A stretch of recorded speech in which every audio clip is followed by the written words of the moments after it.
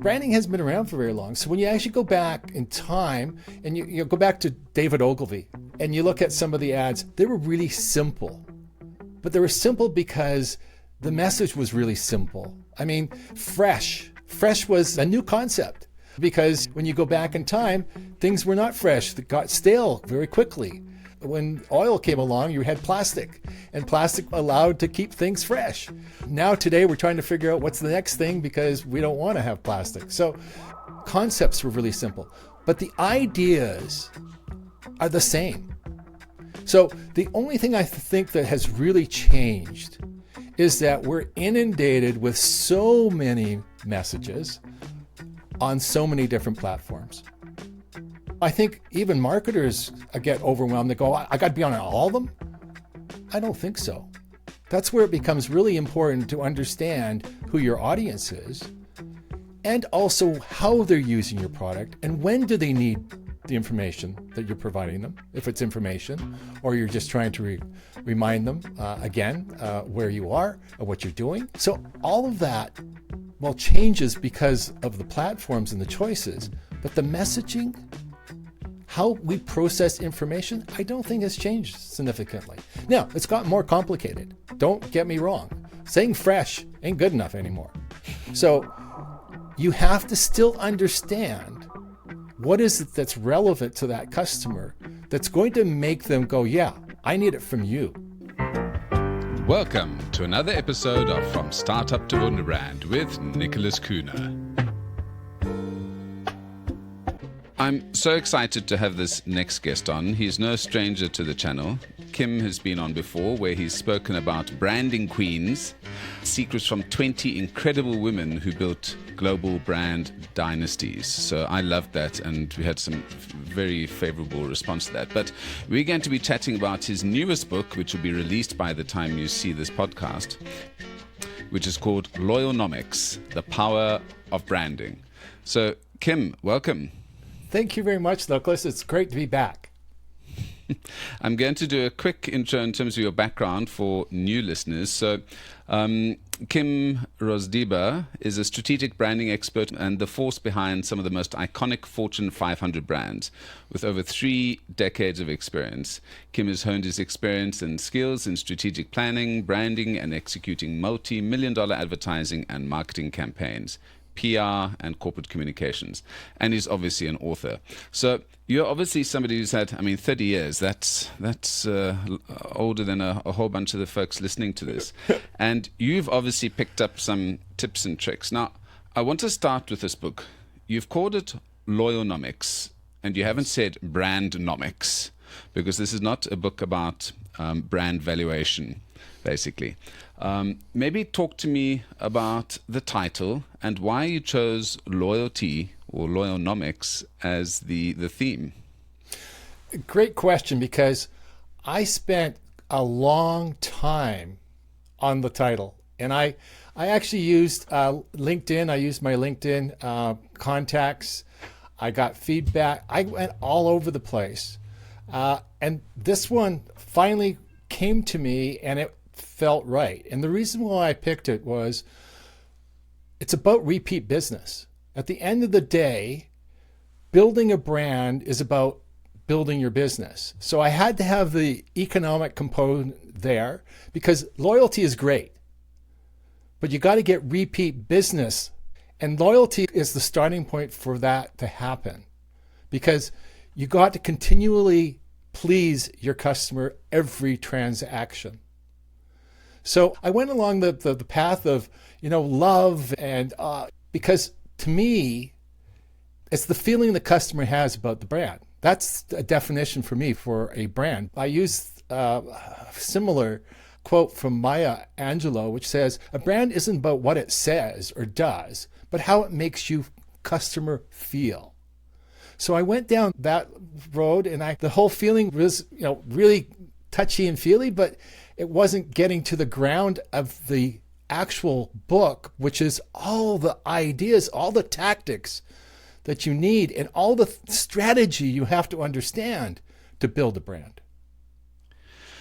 Now, I've gone through the book and I've seen all of the various chapters, and it covers the whole gamut of branding, basically. I'm going to focus in a little bit on the fifth section, which is on brand consistency, which is what I really love. So, I mean, I love all of the aspects, but just to give folks some backgrounds on this, and again, Loyalnomics, The Power of Branding, doesn't give you the full picture of this book. Can you maybe take us through some of the sections in the book? Yeah. And then after that, we're going to talk about who is this book for?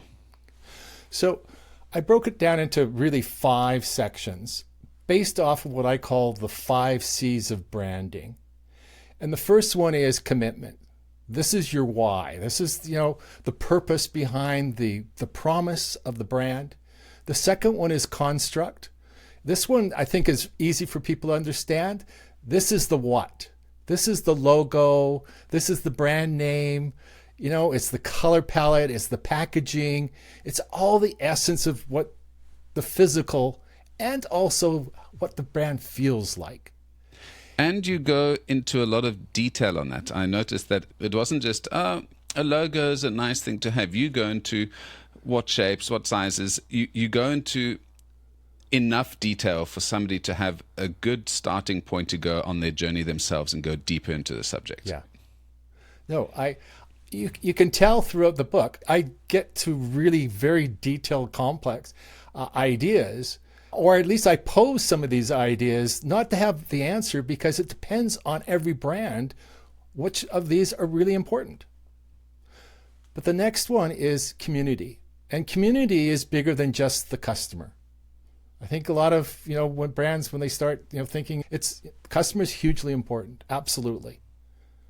Because it is, at the end of the day, it's their loyalty. But there are others that also influence the brand and can help you. And that's your employees, that's influencers, the media itself, people like yourself, are out there influencing. So your community is much bigger. And your community is also the physical. Like if you've got a physical property, production, retail site, bricks and mortars, your community, your physical community becomes important there as well. And then the next one is the content. And content, I think this is the one that most people start talking about, which is marketing, advertising, public relations, spokesperson, leadership, all the touch points. Every touch point along the path to that transaction has a way or has the ability to influence. So there's a lot of communication ideas here and a lot of understanding of how best to communicate to actually get to your end result, which is building that loyalty. And as you said, the last one is that consistency. And this one, funny, when I started looking back at my blog, because I use my blog as a foundation, and what I found was this one I never actually touched on. And this is probably the most important of all of them. If you don't have this one, there is no sustainability. You can get all the other ones all right, but if you only get it right once. So the consistency one is where all the hard work is really done. And you know what? The labor here, it's not as exciting. Like, building an advertising campaign, having a music sting to your logo, your color palette. But this is about actually consistency of everything from your supply chain. Do they understand your brand promise? Because if they don't, how are they going to support you? Your employees, do they understand what your brand promise is? How do they support that every day? Not just when they're actually working in the business, but every day when they're actually supporting, because they're influencers. That word of mouth is still word of social probably is better term today, is hugely important. So how do you make sure that consistency is there at all times? Beyond just using the logo correctly. That one can keep somebody a full-time job. I've been there. I've absolutely been there, where I'm sending out emails, of people misusing our brand.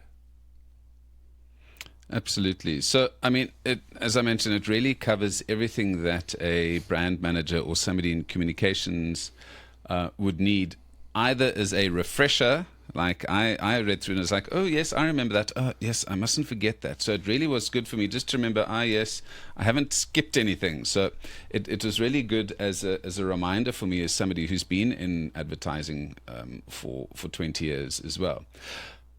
The target market for this book, that's what I wanted to touch on next. So who is going to get the most value out of this? Is this a fun reader for somebody who just wants to get to know what is involved in branding? Could this be for an MBA student, for a CEO, for somebody who's already been in the industry, or somebody going into the industry? Who was your persona that you wrote for? So I dedicated this to brand builders. That's my starting point. Who's building a brand? There are so many people out there talking about marketing and marketing associated to building a brand.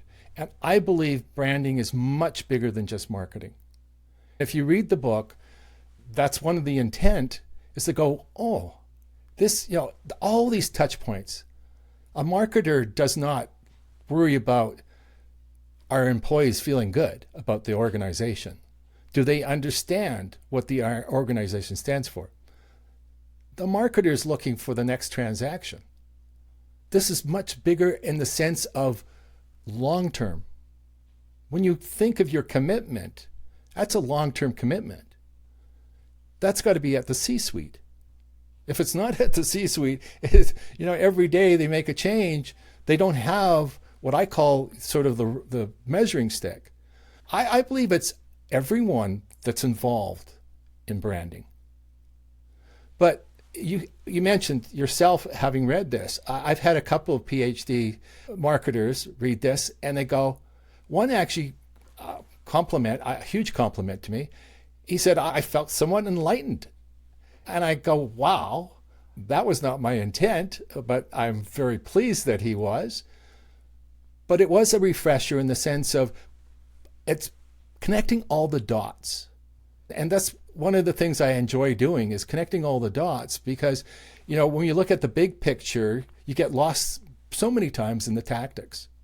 And what I wanted to try and do here was take it from a very overall strategic standpoint of all the pieces that can and should be involved in building your brand.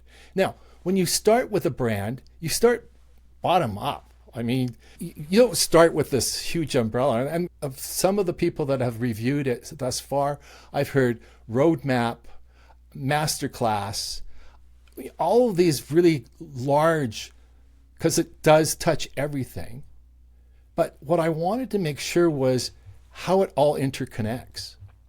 Because there is not one person, maybe the CEO, who should read all of this so they understand how everything connects. But all of the pieces, I think, is really important, that each has their own role within the organization, understands their piece, and understands the big picture. Anyone in marketing, anyone in, that has a responsibility for a brand. And I guess when you read this book, there's a lot of people that don't think they have a responsible brand would read this and go, oh, I didn't know I had that responsibility. I want to go into the title again because it is Loyalnomics, and there's the nomics bit on it. And I think people look at the branding team and think, oh, you guys are, just balloons and you don't have immediate sales results. But I've just seen Interbrand's latest Best Global Brands report. And it shows the correlation between share price and financial long-term brand investment. So brands have consistently, and companies that have focused on brand and done brand building have consistently outperformed the S&P 500 over the last 25 years. So this is not just, it's a nice touchy-feely thing. It's going to touch the hearts of your customers, and it's not going to really deliver sales. But it does. And perhaps that'll be on your next book, which will be on the valuation and and that side, which I think other folks would be interested in. So that's just to give folks a little bit of perhaps a tie into how brands actually do make money for you, other than just the marketing team.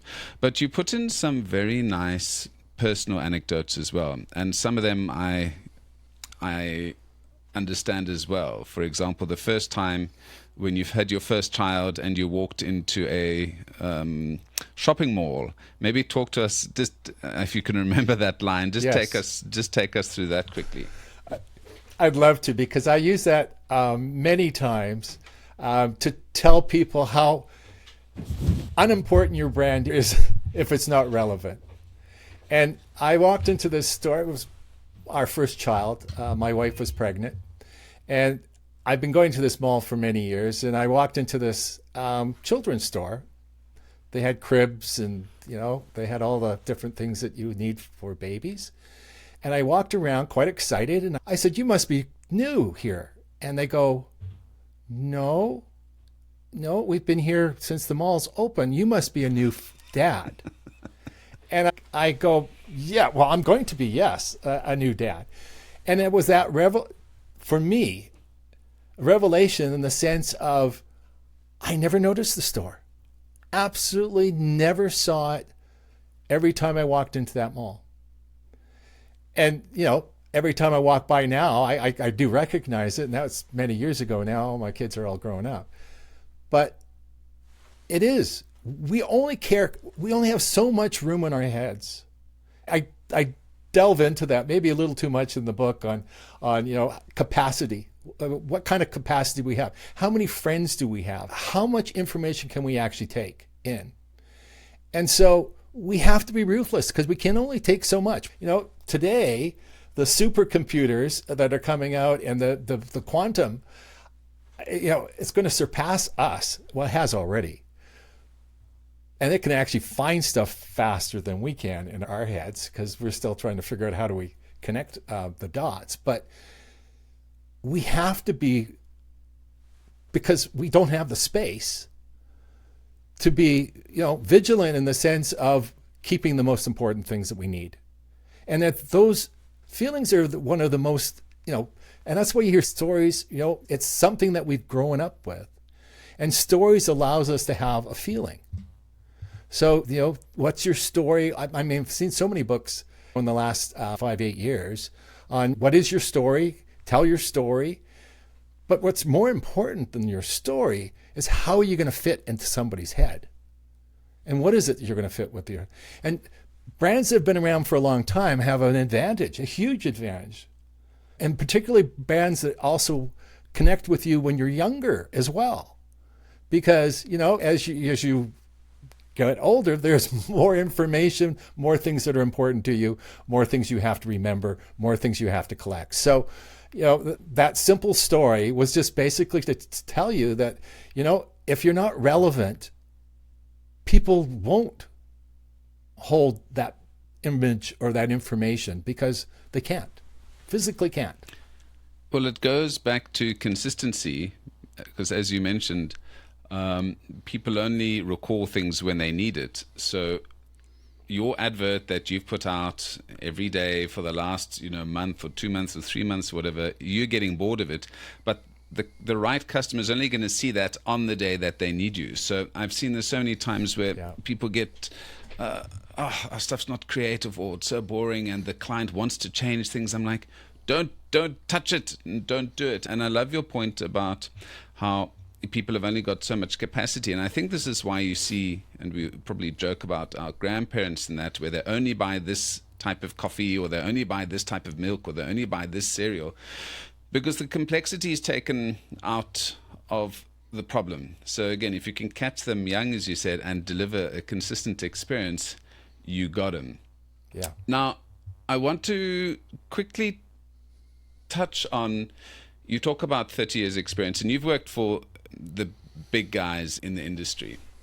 How has branding changed in terms of some of this loyalty or Loyalnomics since you started out 30 years ago? So what do you think have been the biggest things that have stood out from you if you look at your journey in branding? So brands have not been, if you look at history, man's history, brands have not been around for a really long time. I mean, there were commodities. We had milk, we had food, but there were no brands per se. It wasn't until the 1800s, and again, you go back even further, 1500s when the printing press came. So there was an ability to start now having to have different marks. Okay, you can go down the story about what happens in farming with branding an animal, but branding hasn't been around for very long. So when you actually go back in time and you go back to David Ogilvy and you look at some of the ads, they were really simple, but they were simple because the message was really simple. I mean, fresh was, a concept, a new concept, because, when you go back in time, things were not fresh. They got stale very quickly. So things were now when oil came along, you had plastic, and plastic, allowed to keep things fresh. Now today we're trying to figure out what's the next thing because we don't want to have plastic. So it was really simple back then. Concepts were really simple, but the ideas are the same. So the only thing I think that has really changed is that we're inundated with so many messages on so many different platforms. That's the part that, and I think even marketers get overwhelmed. They go, I got to be on all of them. I don't think so. That's where it becomes really important to understand who your audience is and also how they're using your product and when do they need the information that you're providing them, if it's information, or you're just trying to remind them again where you are or what you're doing. So all of that, changes because of the platforms and the choices, but the messaging, how we process information, I don't think has changed significantly. Now, it's gotten more complicated. Don't get me wrong. Saying fresh ain't good enough anymore. So you have to still understand what is it that's relevant to that customer that's going to make them go, yeah, I need it from you as opposed to somebody else. Being first, though, is another really great advantage. If you can get first in somebody's mind on a particular, important though, just getting first on something that they don't care about doesn't really matter.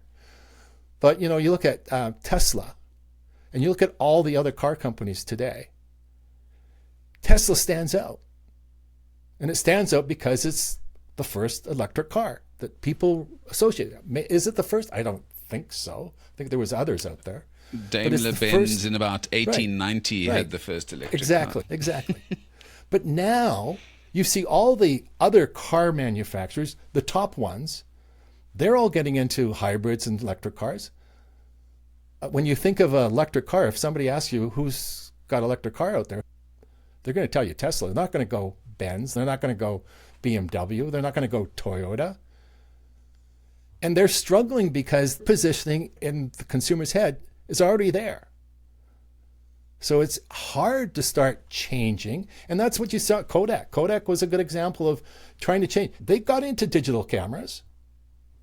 Just nobody wanted to buy their digital camera because that's not what they were known for. I'm going to add on to your question because you've got some interesting new additions, I think, to the branding sort of lexicon. So this is looking at cybersecurity and privacy, brand morality, and sustainability and elements like that. And I think those are new elements that weren't necessarily core to people's minds. And when we started out in marketing, I mean, sustainability, yes, there's a green mark and recycling, but now this is a real big thing. I'm interested in, on the cybersecurity and privacy, because a lot of people because we're dealing a lot with digital products, we are actually worried about the safety here is not about having lead-lined tins and cyanide in our food and it exploding in our face. We're worried about our identity being stolen and our information being used in ways that we don't like. So yeah. I like that you brought in some of these new concepts as well. To me, it's really important because today, the relationship with the customer will continue to become more personalized, I believe, with AI. For the first time, we talked about it. We've been talking about, personalization. We're going to be able to talk to each customer individually. We haven't gotten there. We get into various cohorts, different groups that we try and customize. But the problem is you can't really find them. So how do you actually repeat that? But with digital transactions, you're going to be able to understand that relationship. And people want it. We want our privacy, but we do want to be serviced with customization. Uber is a great example of showing people that you want to be in control of understanding where the driver is going to be and where you're going. No surprises. So we're willing to give that data. The trick is, as soon as somebody's violated that, that's, go back to your reputation. It takes years to build your reputation and seconds to get it destroyed if you don't protect that data. Today, we're starting to see cases all over the place of where, data has been. I'm sitting today, I've got like 3 different monitoring systems that have been paid by companies because my data has been breached. And there's a tolerance level, right? There's a tolerance level of, okay, how much information? A lot of cases, it's been very simple information. But once we start building this transactional, real personalized, I think it's going to be extremely important. And we're not going to tolerate if somebody can't protect it. Well, it brings us to a point of why branding is still relevant, because we speak about cybersecurity. Nobody, your parents, your grandparents, would, if cybersecurity had to bite them on the butt, they wouldn't know what it was. So there are all of these new industries and new businesses which need to be sold and explained to customers. And that's branding's job.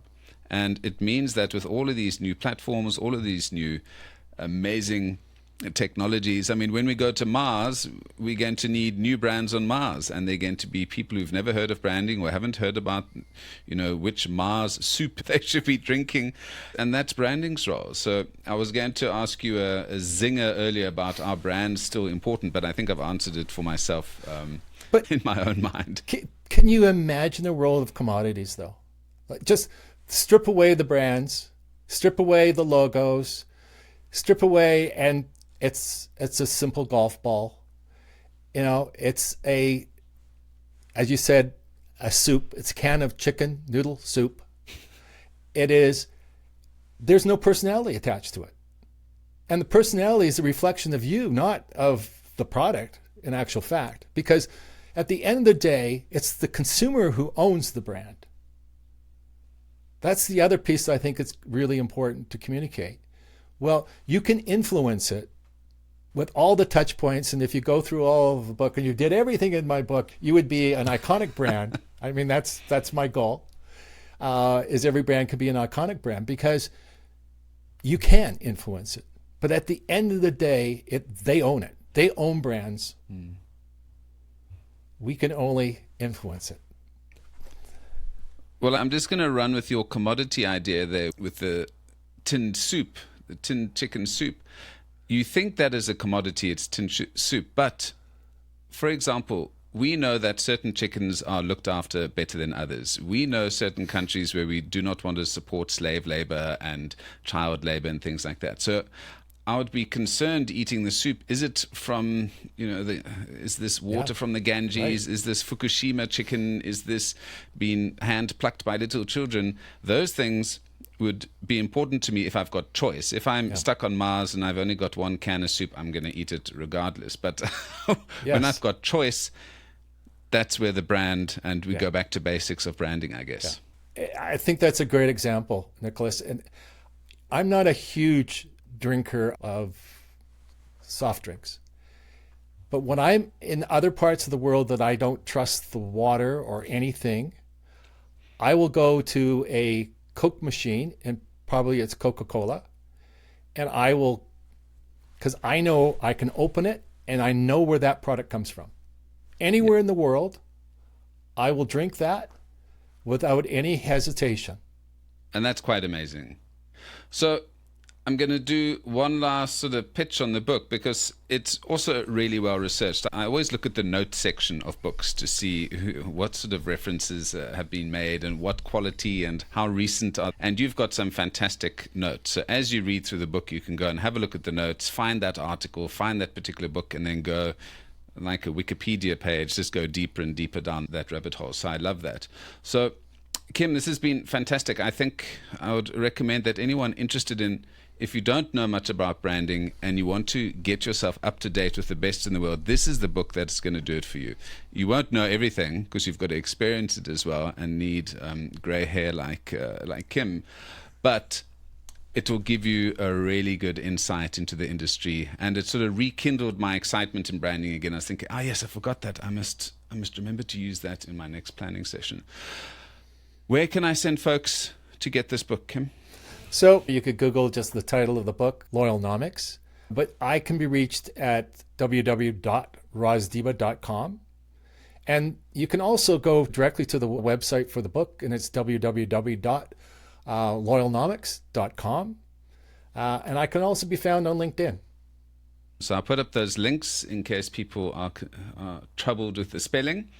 But Kim, it's been great chatting to you, and I look forward to speaking to you next year when you have your next book out. Well, we'll see. I don't know if it's going to be next year, but maybe a couple of years. Yeah. Great as always, Kim. Thank you. It's been great talking to you, Nicholas. All the best.